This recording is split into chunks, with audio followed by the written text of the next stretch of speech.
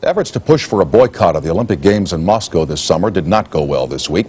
More American athletes openly criticized the idea of a boycott, and British athletes said they intended to go on to Moscow, Russia, no matter what.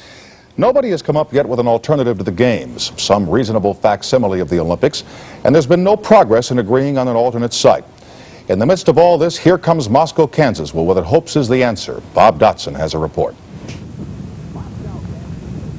Moscow, Kansas may be a bit behind in its bid for the Summer Olympics, but it does have plenty of room and an Olympic shuttle service that can move folks faster than a Lake Placid bus. At Moscow International Airport, you know it's Moscow International, it says so on the roof, they expect big crowds if they can find another plane that seats more than one. There's not much of an Olympic village yet, but over at Rosie's Diner, they've taken up a collection and formed a committee. We have the man that works at the post office. He knows all about airmail. And then we have the gentleman that cleans the sewer tanks here. He knows all about the rapid transit and this sort of thing. He's already come up with a unique bathroom arrangement.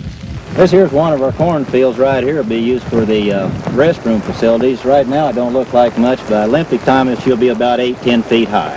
This will be the boys and girls on the other side. They plan to build seats here at the Moscow grain elevator.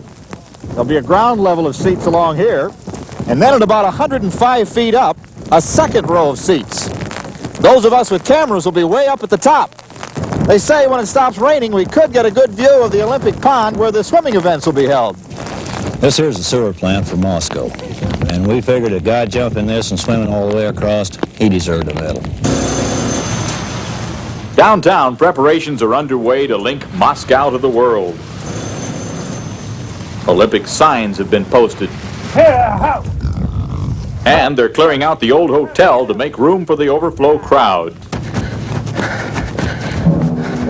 So far, there has been no official response to Moscow's offer.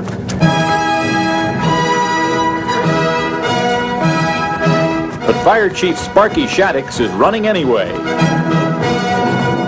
If the Olympics are moved, Moscow, Kansas will be ready.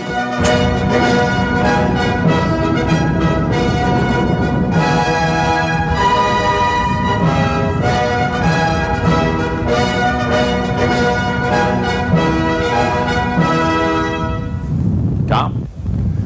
All right, thank you, Bob Dotson. Back to wrap it up for this Saturday evening right after these words from our sponsors and the NBC television network.